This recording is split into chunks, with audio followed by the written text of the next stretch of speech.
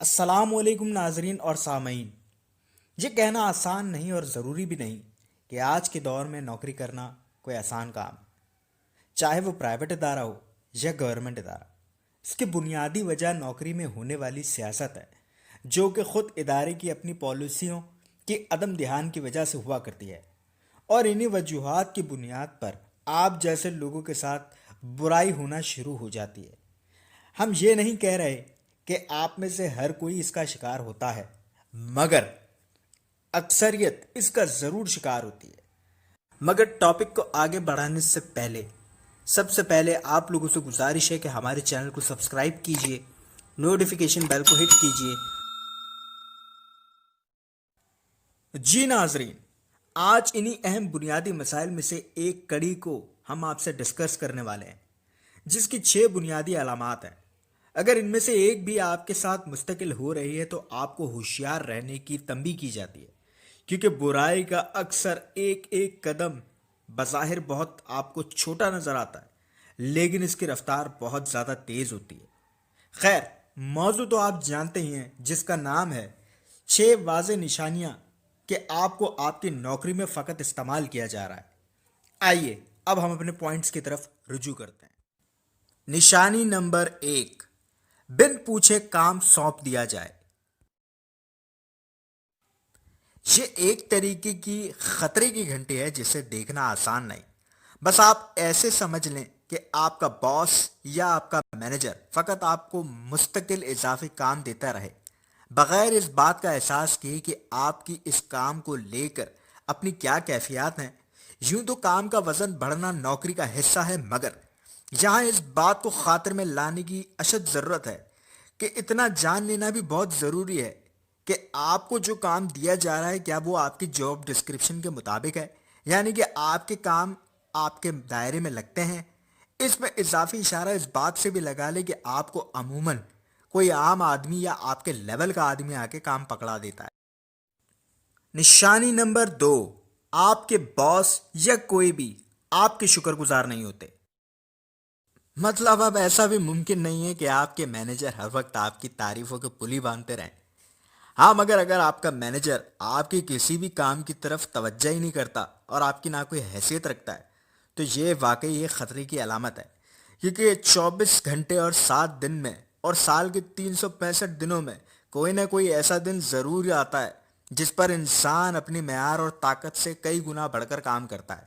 تو لہٰذا اگر آپ ایسے مسئلے میں ہیں تو آپ کو فوراً اس مشکل کو حل کر لینا چاہیے، جس پر آپ اپنے مینیجر سے اپنی کیفیات کا اظہار کر سکیں اور اس معاملے پر مزید بات کر سکیں. نشانی نمبر 3، دوسروں کے کام ختم کرنے میں مصروف رہنا.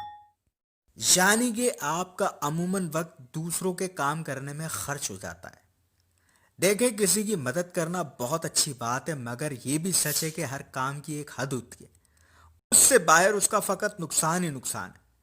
جیسے کہ آپ کو اکاؤنٹس کریڈٹ کے حوالے سے ہائر کیا گیا اور آپ سیلز ریسیٹ بنانے بیٹھ گئے، یا آپ کو ایڈمن کی اٹینڈنس مینٹین کرنی تھی مگر آپ ایڈز بنانے بیٹھ گئے.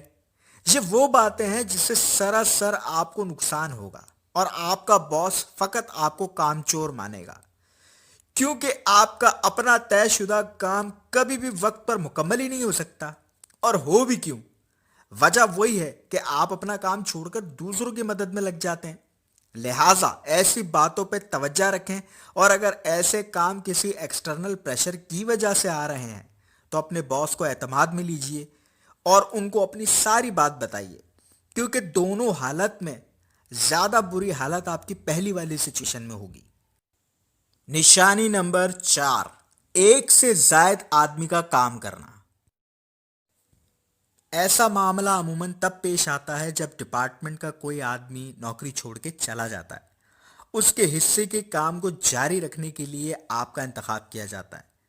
ویسے دیکھا جائے تو بظاہر اس میں کوئی مسئلہ نہیں ہے، مگر اس معاملے میں جو پھنسا ہوا ہوتا ہے وہ بتا سکتا ہے کہ وہ کس مسئلے میں ہے. ایک طرف آپ جس کے پاس آرام کرنے کا، فرصت لینے کا کوئی موقع میسر ہی نہیں ہوتا.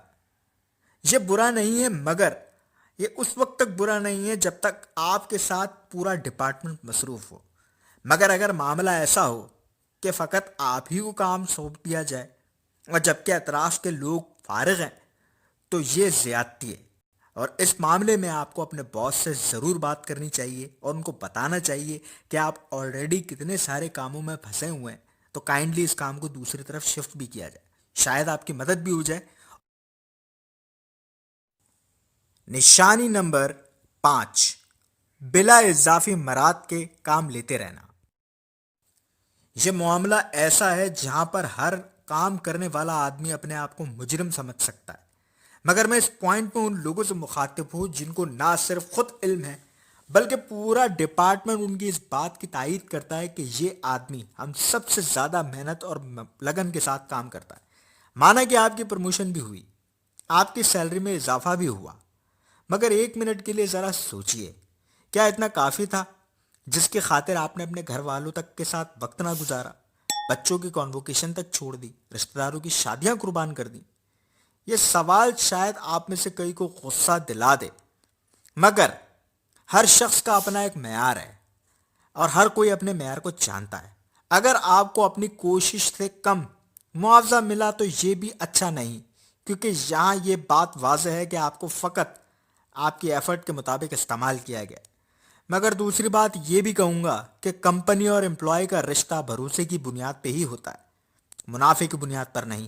لہٰذا ہر کوئی اپنے پیرامیٹر کو اچھے سے جج کر لے، پرکھ لے، کیونکہ برا کہنا آسان ہے مگر برا سننا نہیں۔ نشانی نمبر 6، نہ چھٹی نہ کوئی وقفہ۔ یہ معاملہ اسی صورت میں دکھائی دیتا ہے جب کام کا دباؤ باس کے سر پر سوار ہو۔ ویسے واقعی میں ایسا معاملہ جس کسی کے ساتھ پیش آتا ہے وہ نہ صرف اپنی صحت کو داؤ پہ لگا دیتے ہیں بلکہ عموماً اس کی بنیاد پر ان کے گھریلو مسائل بھی شروع ہو جاتے ہیں۔ ایسا وزن لینے والے لوگ یا ادارے شاید اپنی جان میں سمجھ رہے ہوتے ہیں کہ ہم اپنے کام کو بہت دیانت داری اور اہمیت کے ساتھ کر رہے ہیں، مگر معذرت کے ساتھ آپ کی یہ عادت یا پالیسی آپ کو بیڈ باس یا فرم کے زمرے میں داخل کر رہی ہے۔ ریسرچ کے مطابق یہ بات سامنے آئی ہے کہ امپلائی کی کارکردگی اچھی ہونے کی ضمانت اسی بات میں ہے کہ ان کو مینٹلی اور فزیکلی ریسٹ دیا جائے، مطلب breaks are meant to be allowed in all situation. اسے اگر ایسے سمجھ لیں کہ دنیا کی پائیدار ترین کار ہونے کا مطلب یہ نہیں کہ آپ اس کو فقط سڑکوں پر دوڑاتے ہی رہیں، آرام ہی نہ دیں اس کو اور مستقل اس کا چلتا ہی رکھیں، تو وہ ایک وقت کے بعد اپنے وقت سے پہلے ہی خراب ہو جائے گی۔ اس طریقے کے معاملات انسانوں پر بھی زیادہ لاگو ہوتے ہیں کیونکہ ہمارا دماغ ریسٹ مانگتا ہے اور ہم کسی بھی کنڈیشن میں کنٹینیوسلی ایکٹیو رہ ہی نہیں سکتے۔